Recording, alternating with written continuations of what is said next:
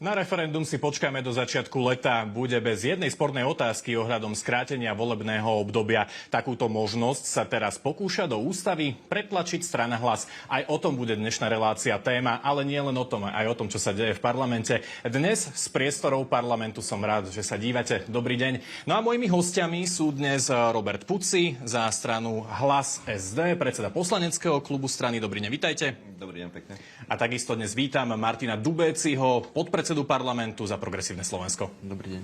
Páni, začníme tým referendum, o ktorom som hovoril, pretože Hlas má návrh, ktorým by sa do ústavy dostala možnosť skrátiť volebné obdobie.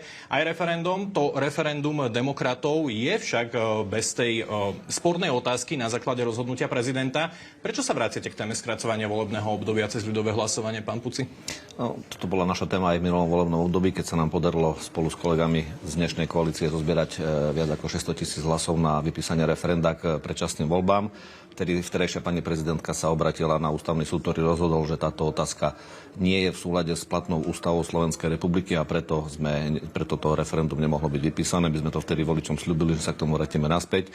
Dnes, keď tu máme otvorenú ústavu, myslím si osobne s bezproblémovým návrhom predĺženia volebného obdobia pre starostov a primátorov zo 4 na 5 rokov, tak sme sa dohodli, že tam dáme aj tú možnosť referenda, ktorým by sme skrátili volebné obdobie pre Národnú radu Slovenskej republiky, lebo myslíme si, že občania tak, ako majú právo voliť si ľudí a dať tým politikom nejakú moc, tak majú právo aj tú moc im vziať. K tomu sa ešte dostaneme, ale hovoríme o ústave. Na jej zmenu bude potrebná aspoň 90-ka? Áno. Máte dohodu aj s časťou opozície, alebo? No, pôvodne, keď sme otvorili tému predĺženia volebného obdobia za 4 na 5 rokov, tak sme oslovili viaceré poslanecké kluby aj opozičné. Pán kolega mi to potvrdil, lebo boli na stretnutí aj oni s nami. A vtedy pri prvom stretnutí s kolegami z poslaneckého klubu KDH tá debata viac menej prebiehala o tom, že by s tým problém nemali, že by si to vedeli predstaviť, že to podporia, preto sme išli do tohto návrhu v rámci prvého čítania, druhého čítania. Bohužiaľ sa medzi tým situácia zmenila. Zmenili oni svoj názor asi pod vplyvom nejakých ďalších ich sedení v rámci opozície a nechcú nám tento návrh podporiť. Takže tento návrh tu máme, no a my sme využili tu možnosť, že tu máme návrh na zmenu ústavy, myslím si bez problémov. Zopakujem ešte raz a preto tu dávame aj tento návrh na referendum ako možnosť skrátiť volebné obdobie. Pán Dubéci, ako sa k tomu postaví Progresívne Slovensko? Myslím, že zmena ústavy, teda ohľadom toho skracovania volebného obdobia možného cez ľudové hlasovanie je tak vážna otázka, že by sa to nemalo diať. Cez, ako ja tomu správne rozumiem, dnes pozmeňovací návrh, ktorý prečítal pán predseda Národnej rady Raši v plene. Je to téma, o ktorej by sme otvorení diskutovať. Ja som to aj pánovi Rašimu v niekoľkých reláciách potvrdil.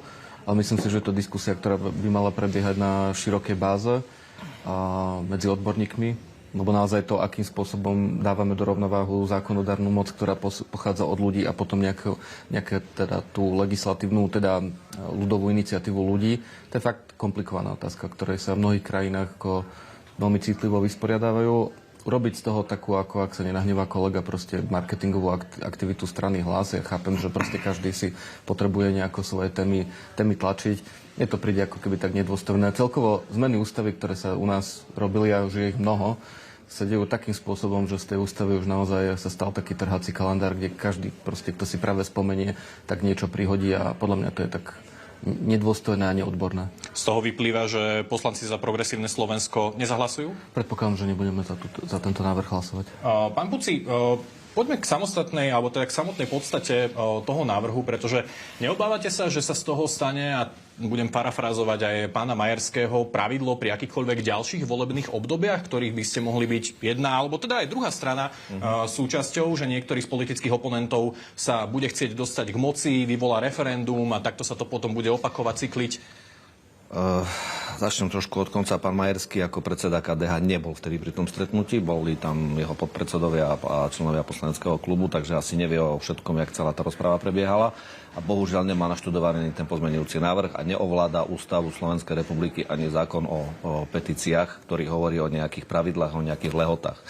Ak si vy dnes reálne zoberiete náš pozmeňujúci návrh, ten hovorí o niekoľkých veciach. Prvá vec je, že právo na takúto petíciu by vzniklo až po 1. roku vládnutia tej ktorej vlády. Máte rok na to, aby ste ukázali občanom a voličom, či ste alebo nie ste schopní túto krajinu spravovať.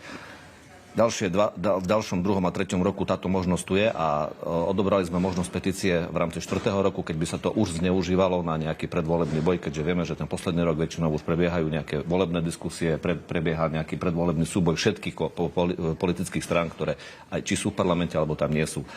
Ďalšia vec, tie lehoty, ktoré dnes máme zákonom schválené, vám hovoria jasne. Pokiaľ vy máte nejakú petíciu, ktorá je podľa nášho pozmeňujúceho návrhu budete mať 6 mesiacov na to, aby ste petíciou mohli zozbierať dostatočný počet hlasov na to, aby bola vypísaná. Čiže vy počas 6 mesiacov musíte nazbierať dosť hlasov na to, aby ste petíciu mohli odozdať prezidentovi, ktorý má následne 30 dní na to, aby túto petíciu vypísal. Nejak sa dnes hovorilo v rámci rozpravy v plene, že môže sa odvolať na ústavný súd a ďalších 60 dní by tam išli lehoty. Tým, že to budete mať zakotvené už v ústave, tam už nie je dôvod na to, aby sa on nejakým spôsobom obracial na ústavný súd. On má 30 dní na to, aby petíciu vypísal. A tam je následne 90 dní, počas ktorých by tá petícia mala byť vypísaná a uskutočnená. Čiže to sú lehoty 30 plus 90, to je 120. Ak by bola petícia platná, to znamená splnenie všetkých zákonných podmienok, po zverejnení platných výsledkov petície predseda Národnej rady do 7 dní vypíše nové voľby. Tam je 110 dní na termín volieb. Čiže keď si napočítate tie všetky časy, vám reálne vyjde, že vy viete 2, maximálne 3 krát počas jedného funkčného obdobia takúto petíciu spraviť. Ja som si ten návrh čítal a tam je napísaná práve tá formulka, že to je okamžite. Znamená to, že v prípade platného referenda by bolo nejaké obdobie, kedy by sme boli bez parlamentu?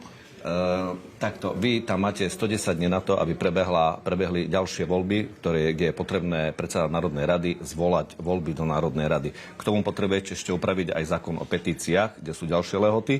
Čiže ja si myslím, že po uskutočnení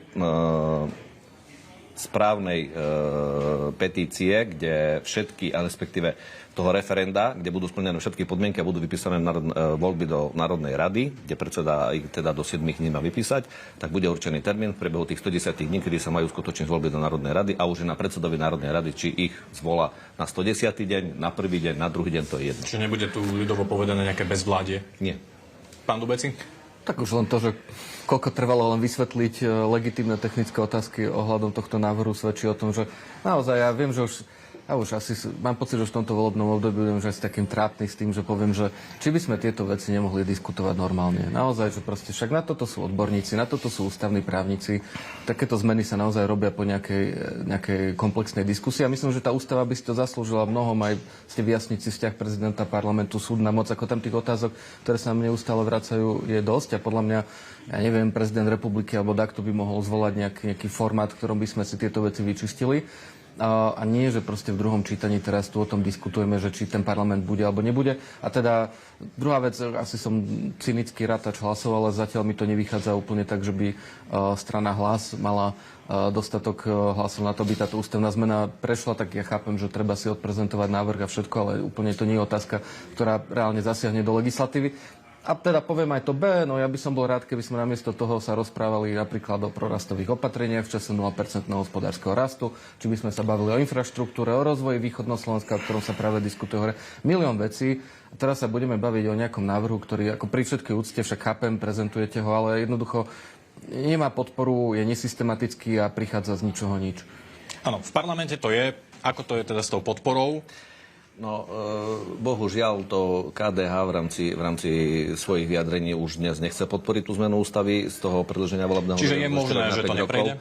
Ale my sme aj piatok ústami pána predsedu Národnej rady, aj pána predsedu strany Hlas sociálna demokracia povedali, že sme ochotní, ak je len toto problém celého návrhu, súhlasiť s tým, aby sme to predĺženie volebného obdobia stiahli a poďme sa baviť len čisto o referende. A pokiaľ je problém len to, že to prišlo pozmeňujúcim návrhom v druhom čítaní, pán podpredseda, poďme sa dohodnúť. My sme pripravení na september podať samostatný návrh novely ústavy, kde budeme riešiť len referendum, len túto jednu vec. a poďme sa o tom baviť, dohodnime sa, poďme to schváliť, robíme to pre občanov Slovenskej republiky, nie pre nás, nie pre vás. A zažili sme tu 3 roky Matovičovej vlády, kde sa 3-krát menila vláda a nevydržal ani Matovič, ani Heger, ani Odor. Nakoniec to skončilo a ľudia chceli vtedy tie predčasné voľby a nemali možnosť ísť k predčasným voľbám. S týmto návrhom, ktorý teraz hovorí pán Puci, by ste súhlasili? Tak je to minimálne krok správnym smerom, ale ako neúplne tomu rozumiem, že prečo potom predkladám. Vidíte? Názvy strán sú nešťastné. Ale vidíte, že je to práve toho, že jednoducho to druhé čítanie jednoducho nedáva zmysel. Ale opäť, ja mám pocit, že toto nie je téma, ktorou by sme teraz ako žili každý deň, aby táto krajina... sme otvoriť diskusiu a sme radi, že sa do tej diskusie konečne zapájame aj rozumným spôsobom, takže hovorím. Ale ak môžem povedať ešte druhú vec, lebo pán Puci, akože ste spomínali práve tú nestabilitu a ten chaos, ktorý tu bol v tom volebnom období, ktorý ja teda nepopieram. Ale práve potom ako keby diskusie o veciach, ako sú napríklad tieto referenda, to je tiež krok istým smerom k nejakej nestabilite a neustálej volebnej kampani. A preto ja teda úplne rešpektujem ľudovú iniciatívu, úplne vážna téma, o ktorej sa treba baviť o referende. Ja len pripomínam, že ja dnes mám pocit, že namiesto toho, aby sme viedli neustále kampane, neustále proste, však toto inak aj ten návrh s tým, že ste povedali, to sa mi veľmi páčilo, že len 2-krát alebo 3-krát sa bude dať vyvolať to referendum počas volebného. No legislatívy dnes áno, inak sa to nebude dať. No však áno, len akože sa tam povedzte, len si predstavte, že celé volebné obdobie, hociaké ďalšie, tak tá vláda nastúpi, bude dať čo robiť a tá opozícia už bude vedieť, že to je taký štandardný nástroj, ktorý si musí len strihnúť rovnako, ako si treba strihnúť odvolávanie vlády. A namiesto toho, aby sme riešili problémy Slovenska, len dokončím, namiesto toho, aby, ako aj dnes vidíme, že sa nezoberáme tým, čo ľudí trápi, tak budeme neustále kampani. Preto ja k tomu pristupujem veľmi citlivo. Máme tu aj to referendum demokratov o rente pre politikov, o obnovení NAKA, USP. Vy ste hovorili o tých kampaniách a že takto by to potom vyzeralo. No a teraz budete nabadať ľudí, aby sa tohto referenda zúčastnili, alebo? My to, tak pozrite, to referendum sme nevyvolali my, ako ste povedali, vyvolali to demokrati. A ja si už vážim ten inštitút a jednoducho, keď tých 400 000 ľudí tú vôľu prejavilo, tak ja sa ho zúčastním aj poviem, nech ľudia na to idú hlasovať. Samozrejme, ja len vo všeobecnosti hovorím o tom, že ak preto máme pristupovať k tomuto nástroju. Čiže nebude PSK ešte nejak komunikačne pomáhať demokratom v tomto? Myslím, že sa na tej kampane v nejakej primeranej miere zúčastníme, ale to je viac technická otázka, ale určite to nie je nejaká ako keby hlavná aktivita pre nasledujúce týždne z našej strany. A to je to, čo tu pán kolega pred chvíľou spomínal, presne to politikárčenie, kto kedy ako kampaňuje. Čiže sú ochotní sa spolčiť s demokratmi, len kvôli tomu, aby vyhodili štátne prostriedky $1 000 000 na nejaké pochybné referendum, ktoré už dnes vieme, že nemá žiadne základy na to, aby uspelo. A to, čo sa týka... Tak pochybné bola zozbieraná petícia z vôle ľudu. Viete, podľa toho, ako sa ľudia dnes vyjadrujú, ja si myslím osobne, že to referendum nebude pravoplatné, lebo nebude dostatočný počet voličov na to, aby bolo pravoplatné. Skúsim dohovoriť. A čo sa týka toho odvolávania tých vlád, pokiaľ bude vláda fungovať v súlade s svojím programovým vyhlásením, pokiaľ budú ľudia spokojní s tým, ako vláda funguje, nikto nebude iniciovať nejaké referenda o odvolávaní tej ktorej vlády a samozrejme ľudia sa ho nebudú ani zúčastňovať.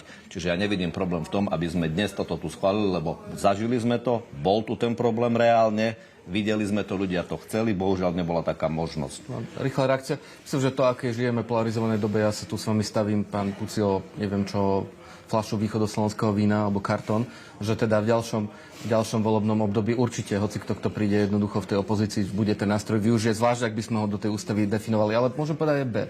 Viete, hovoríte, že politikárčime, tak ja zase sa čudujem, že vy tu hovoríte o tom, že aké je dôležitá priama demokracia, teda treba to dať do ústavy a tak ďalej. A tu bude teraz inštitút vykonaný referenda. A potom hovoríte, že sú to hlúpe otázky a že sa toho nechcete zúčastniť. Schválené referendum, ktoré tu dali demokrati, sú otázky, ktoré sa vedeli jedným švahom vyriešiť aj v plene Národnej rady. A otázka podstatná, ktorá tam mala byť, a dnes ju ústava nedovoľuje, tam nie je, pán kolega. Nemali by ste si vážiť ten inštitút, a teda keď sa 400 000 ľudí... V jednej strane hovoríte, že treba to dať do ústavy, treba si vážiť vôľu ľudu. Áno, len bavíme sa o odvolávaní vlády a nie o tom, či má niekto nárok na... Ale 400 000 ľudí má pocit, že je to dôležitá otázka, tak by sme ten mali rešpektovať. Dobre, pani, ja vám teraz do toho rovnaký princíp. V prípade, ak by sa to teda neschválilo, alebo teda nebola by vôľa takéto niečo prijať. Na druhú stranu tu máme to skracovanie volebného obdobia starostov a primátorov. Predĺžovanie volebného obdobia pre starostov a primátorov. Ale komunálne voľby sú už predsa v októbri. Nevnáša to nejakú neistotu teraz aj do výkonu ich mandátu, že či už sa majú zariadiť? Oficiálny termín volieb ešte nie je vyhlásený. Hovoríme len o termínoch, ktoré sú možné, ktoré prichádzajú do úvahy. Predseda Národnej rady ešte nevyhlásil termín volieb komunálnych. A s tým, že očakávam, ako náhle v stredu prebehne hlasovanie o tomto návrhu zákona, či úspeje alebo neúspeje, následne podľa toho pán predseda aj vyhlási termín najbližších komunálnych volieb, lebo týchto by sa prípadná zmena, keď by nám táto zmena v ústave aj vo volebnom zákone, to znamená to predĺženie volebného obdobia pre primátorov a starostov prešlo, by sa tie nové voľby týkali už ich, to znamená, by sa volili na dlhšie časové obdobie. Ak to neprejde, ostane to na 4 rokoch, ale myslím si, že už budeme vedieť jasný termín. Čiže toto tu je také momentálne ako zbytočne rozoberať ďalej. Dobre, pán Puci, v parlamente sú aj návrhy na odvolanie ministra Kamenického, ministra Migala, mohol by som takto menovať ďalej. Konec koncov aj pán Dubeci v rámci toho... Ešte nie je, ale teda Smer avizoval, že kvôli Tiborovi Gašparovi. Súvisí s tým teda moja otázka, že ako sa teda postaví Hlas, jednak či sa podarí otvoriť tieto odvolávačky v prípade ministra Kamenického a ministra Migala. No a ako by sa Hlas postavil potom k odvolávaniu prípadnému pána Dubeciho? No, ja nebudem jednotlivé odvolania ministrov radšej komentovať samostatne, lebo by som možno musel povedať veci, ktoré nechcem povedať takto tu verejne, ale... tak povedzte. Nie, radšej nie, necháme. Viete všetci, môj názor aj strany Hlas, sociálna demokracia na niektorých ministrov, nebudeme ho ďalej šíriť. Hovoríme o pánovi Migalovi? Napríklad. Ale dohoda v rámci koalície je, že momentálne žiadne odvolávania neotvoríme s tým, že si počkáme na jeseň, kde otvoríme jednu mimoriadnu schôdzu, kde bude unblock odvolávanie všetkých ministrov, ktorí dovtedy opozícia predpokladám možno dá aj všetkých, alebo ako vládu, ako celok, a tam si to vybavíme všetko jedným šmahom. A čiže naši ministri sú Migala? Otvorili schôdzu. Opakujem, bavíme sa o otvorení schôdzenia, o odvolávaní, pán redaktor, čiže nechajte ma dohovoriť. Naši ministri sú pripravení komunikovať, sú pripravení sa obhajovať, náš klub, naši poslanci sú pripravení obhajovať našich ministrov za to, že sa nemáme za čo hanbiť a myslíme si, že tie dôvody na ich odvolanie sú len vyfabulované a opozícia si robí svoju domácu úlohu, aby mala nejakú čiarku, že dobre, dali sme návrh na odvolanie toho, ktorého ministra, ideme ďalej. Na jeseň spravíme jednu spoločnú schôdzu, tak ako sme to tu už zažili raz, kde si dáme odvolávanie všetkých ministrov, ktorí dovtedy, ja predpokladám, že cez leto ešte opozícia niekoho nájde, kto by chcel odvolávať, poprípade bude chcieť odvolať celú vládu. Dáme to do jedného bloku a budeme to riešiť tam. Čo sa týka pána podpredsedu Národnej rady, ja som sa o tom bavil aj s pánom predsedom Národnej rady s tým, že keďže si všetci podpredsedovia Národnej rady Slovenskej republiky vykonávajú svoju úlohu, ktorá z funkcie vyplýva, on osobne povedal, že on takisto nevidí dôvod na to, aby sme dnes nejakého podpredsedu Národnej rady odvolávali. Toto je naše stanovisko na odvolávanie podpredsedov Národnej rady všetkých. Čo sa týka toho Migala? Keď dojde k otvoreniu schôdze, budeme sa o tom určite baviť. My sme už raz svoj názor na ňo ukázali, aj v rámci hlasovania všetci ho videli. Uvidíme, ako bude ďalej a uvidíme, čo všetko sa udeje do jesene, ako sa k tomu predstaví aj pán predseda vlády. Pán Dubeci. Čo k tomu dodať? Čo k tomu dodať? No tak, dobre, tak neviem, robí si človek poriadne svoju prácu, tak myslím, že tomu nie je veľmi čo dodať, ale čo sa týka teda ministrov, ja si myslím, že to je taká nešťastná a nepekná zvyklosť, ktorá sa nám tu zachytila, že tie odvolávania prichádzajú. Ja mám pocit, že tie odvolávania prichádzajú v niečom už aj naozaj aj preto, že aby sme zistili, že ako veľmi koalícia to nechce otvárať. Ono to je taká reakcia, protireakcia. Ja si myslím, že keby sme tie diskusie normálne nejako prebiehali a nejako by sa tá para tou diskusiou vypustila a jednoducho by sme zistili, či minister má alebo nemá dôveru, tak by sme neboli v tejto situácii, ale v poriadku. Je to rozhodnutie koalície, máme zberný dvor, proste odvolávače, ktoré budeme raz za pol roka čistiť, tak OK. Nemyslím si, že ústava aj napríklad v tomto to nepredpokladá týmto spôsobom. Ale zastavme sa pri pánovi Migalovi, ktorý je príklad, alebo rovnako by sme asi o pánovi Huliakovi takto vedeli hovoriť, aj o pánovi Tarabovi, niečo asi aj o pani ministerke Šimkovičovej. To sú ministri, si zoberte pán redaktor, ktorí dnes, ja si myslím, že reálne nemajú dôveru Národnej rady. Keby sa o nich hlasovalo, tak tá väčšina by za nich nezdvihla teda tú ruku. Aj pán Puci očividne o tom nechce hovoriť, čak v poriadku. Dôveru má tá koalícia ako keby ako celok. Že jediný dôvod, prečo tá koalícia dnes už funguje a tí ministri sú v tých úradoch, je to, že proste sa boja toho, že čo by sa stalo, keby sme tam toho jednoho vytiahli a ako by sa to začalo sypať. Dôvod, prečo dnes pán Migal je v úrade, a ja pripomínam, pán Migal rozhoduje o miliardách, stovkách miliónov, miliardách. On to podpisuje. Vďaka nám tu všetkým, on má zmocnenie na to, aby rozhodoval, napríklad ako bolo to Slovensko SK, v stredu, keď prišiel pán Migal za premiérom a bolo teda, že bude správa MBU, kde MBU povie, že nie je kritický dôvod na zmenu Slovensko SK. A pán Migal povedal, predpokladám, že dobre, tak ja sa vrátim do Národnej rady a budete mať ledva 76. A pán premiér čo urobil? Tak sklopil hlavu. A toto je tento spôsob, akým tu dnes fungujeme. Jednoducho pán Migal vydiera celú túto koalíciu, rovnako ako pán Huliak vydiera túto koalíciu.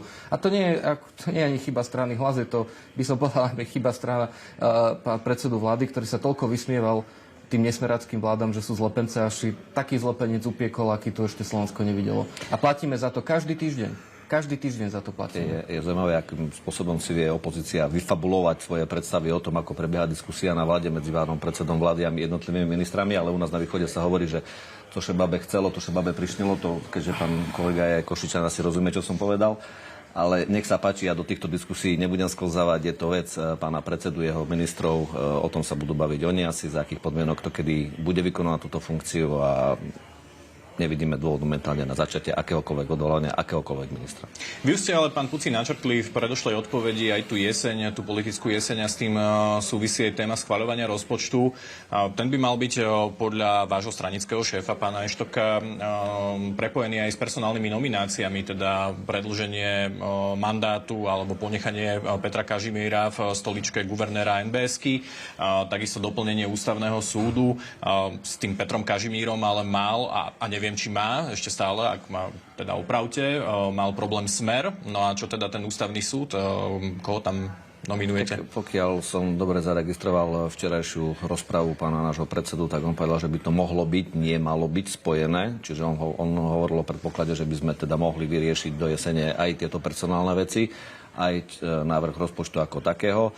Určite máme celé leto na to, aby o tom všetkom prebiehali ešte ďalšie diskusie a ja pevne verím, my stále budeme stať za svojím názorom, že najlepším predsedom a guvernérom Národnej banky je a bude teda aj do budúcna Peter Kažimír a budeme stále tlačiť na to, aby bol on i naďalej guvernérom Národnej banky, čiže my túto pozíciu nemienime meniť alebo meniť kandidáta na túto pozíciu.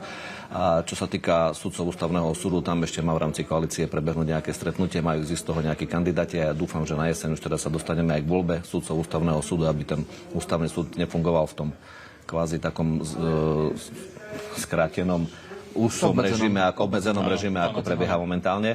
Ako môžeme byť radi, že pani súdkyňa tam ostala, aj keď je skončilo volebné obdobie a očakávam, že počas jesene sa aj tie čiže bude nejaký spoločný koaličný určite kandidát? Bude dohoda koalície na obidvoch menách, ktoré potom pôjdu do volieb, kde sa dohodneme a potom už záleží od pána prezidenta, či vymenuje alebo nevymenuje toho. Ešte posledná otázka, pretože čo sa týka samotného rozpočtu, aj prezident sa vyjadril, že tá jeseň môže byť v súvislosti s rozpočtom ešte veľmi napätá.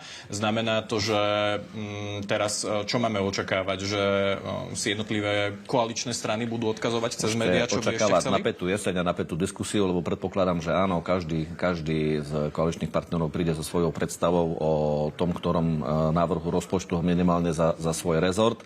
A toto bude asi výsledkom nejakej spoločnej, dúfam, že konštruktívnej debaty, kde sa dohodneme na tom, aby sa na jeseň, ja neviem, či to bude v septembri, ako očakáva pán predseda vlády, alebo to bude neskôr, kde sa ten rozpočet schváli a bude Slovenská republika. A budú jeho súčasťou aj prorastové opatrenia, tak ako to chcú zamestnávateľia a firmy? No, mali by byť súčasťou aj prorastové opatrenia, ale všetko je na komunikácii aj pána ministra financií, ktorý bude musieť dať všetky tieto požiadavky do nejakého spoločného balíka a na isté možnosti, ktoré dnes reálne Slovenská republika ako taká má. Pán Dubeci, čo očakávate na jeseň? No, čo očakávam na jeseň? Hádky a konflikty koaličné. A toho prejavom, mimochodom, sa páči, ako s kľudom vieme povedať to, že koalícia nebola schopná obsadiť pozície na ústavnom súde. Viete, že to je jedna z základných úloh Národnej rady, je okrem príjmania zákonov to, aby sme obsadzovali pozície, kritické pozície v tomto štáte, medzi ktorých patrí aj senáty ústavného súdu. Však predseda ústavného súdu tu bol pred pár mesiacmi, vystúpil, vyslovene vyzval Národnú radu, stoja nám veci. Viete, a stoja nám veci znamená, že občania, ktorí sa domáhajú svojich práv, tak nedostanú ako keby rozhodnutia. Podľa mňa to je zásadné zlyhanie tejto koalície a teda to, že sa nevedia dohodnúť, fajn, ale tak keď sa nevedia dohodnúť, tak asi tom nevládnu, alebo nemali by vládnuť, ale v poriadku. Nech už o tom si urobí názor volič. Jeseň bude celá o štátnom rozpočte. Ja sa stavím, už druhý kartón dávam teda do hry východoslovenského vína. Len nenabádajme, sme v živom vysielaní na konzumáciu alkoholu. To som chcel ja povedať, že tak to sa konzumovať podľa miery a už... Radšej bomboniéry? Áno, neviem čoho, bomboniéry, presne čokolády. Teda, že štátny rozpočet teda nebude schválený v septembri, bude schválený v poslednom možnom termíne, však už to tu aj kolegovia jasne hovoria, bude to teda veľké doťahovanie. Prorastové opatrenia, som zvedavý, že či prídu, ale to, čo sme zatiaľ videli, tak s prorastovými opatreniami nemá nič spoločné. Ja nerozumiem tomu, ako predseda vlády má čas na to, aby sa tu zaoberal mnou, predsedom naším, všetkými možnými ľuďmi, ale to, aby priniesol opatrenia, ktoré reálne naštartujú ekonomický rast Slovenska, ktoré konečne začnú riešiť to, že tu máme proste ceny potravín, benzín, všetko možné, proste svet v kríze. A miesto toho premiér robí to, čomu sa venuje. Tak tiež nie s takým kľudom sa pozerám na to, že čo ten štátny rozpočet prinesie. Tretia bomboniera, už sa celkom napakujem v tejto relácii stavkami, je to, že ja sa s vami stavím, pán redaktor, v nejakej forme minister Kamenický sa dostane do hry a diskusie o Národnej banke Slovenska. To, čo sa tu teda oklebetí, teda to už je tá baba, ktorej sa sníva, ale tak čo sa tu po budove celkom hovorí, je to, že pán minister Kamenický možno za trest, ako to už býva v tejto koalícii, za trest za to, že neurobil niečo úplne dobré, napríklad tie prorastové opatrenia, rozpočet, tak sa dostane do nejakej diskusie, však o nejakej viceguvernérskej pozícii. Som veľmi zvedavý. Za mňa ja len poviem jednu vec, že bez ohľadu na osoby a obsadenie, čo sa týka pána dosluhujúceho guvernéra Národnej banky, ak je niekto odsúdený za trestný čin, tak proste je to problém. Pani, musíme končiť. Je to Otázka na pravoplatné, pán Kamenický by bol priechodný? Nie, je to naša nominácia. My stále trváme na Petrovi Kažimirovi, a dokedy nie je pravoplatne odsúdený, stále proti prezumcie neviny. Ja len jednu vec musím doplniť. Opakovane sme tu mali voľbu ústavného sudcu, prihlásila sa jedna pani sudkyňa, získala až jeden hlas zo 150. Dobre, pani, viac už naozaj nestihneme. Čas sa naplnil. Prečo? Robert Puci, predseda poslaneckého klubu strany Hlas, bol môjim hosťom. Ďakujem, že ste prišli. Ďakujem pekne a dobrú chuť k obedu. Takisto dnes ďakujem aj Martinovi Dubécimu, podpredsedovi parlamentu za Progresívne Slovensko. Ďakujem. Milí priatelia, ďakujem aj vám, že ste nás sledovali. Zajtra sa na vás teším v relácii Politika online, v ktorej vám ukážeme, čo politici komunikujú na sociálnych sieťach. Teším sa na vás. Dovidenia.